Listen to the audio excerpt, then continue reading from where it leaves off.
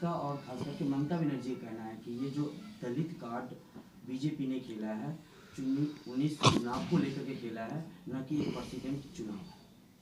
देखिए, अब ममता जी भारतीय जनता पार्टी को कोई प्रमाण पत्र दे, मैं उनको इस योग्य नहीं मानता।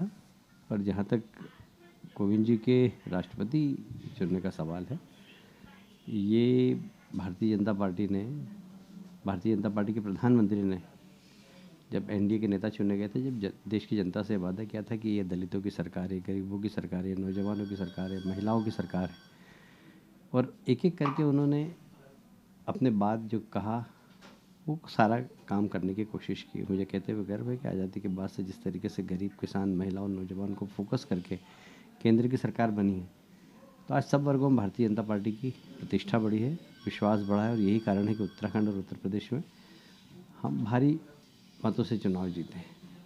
जहाँ तक अभी का सवाल है, तो ये कोई चुनाव ममता जी को दिख रहा है, हमें तो कोई भी चुनाव दिख नहीं रहा है। हमने तो चुनाव को दृष्टिगत रखते हुए उम्मीदवार बनाया है।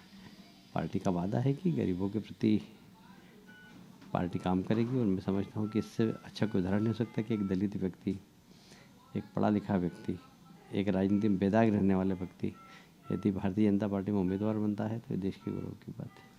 विपक्ष का ये कहना है कि जो बीजेपी के सीनियर नेता सभी पार्टी से जो मुलाकात की वो एक औपचारिकता थी, और 22 को सभी विपक्ष 10 जन पर सोनिया गांधी के पास जाएंगे और मिल करके एक कैंडिडेट खड़ा कर सकते हैं। वही सीपीआई अपना कैंडिडेट भी खड़ा कर सकती है। देखिए, हमारी तो अपील है सबसे कि एक दलित वर्ग के कार्यकर्ता को, जिसने लंबे समय तक दलित समाज के बीच में राजनीति की है, उस व्यक्ति को अगर भारतीय जनता पार्टी ने मौका दिया है, तो यदि सर्वानुमति से होता है तो पूरे दलित समाज का सभी राजनीतिक दल स्वागत करेंगे। मुझे ऐसा लगता है कि उनका सम्मान बढ़ेगा। गोरखा प्रदेश को लेकर के जो प्रोटेस्ट लगातार बना हुआ, आज हाईवे जाम कर दिया गया, पूरी तरह से आम जन परेशान है। वहीं ममता बनर्जी बंगाल से बाहर है, विदेश दौरे पे है।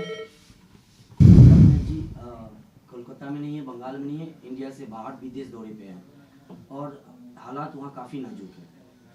देखिए, एक देश के, प्रदेश के प्रति या जनता के प्रति जनप्रतिनिधि कितना जवाबदार होता है, इसका एक उदाहरण है।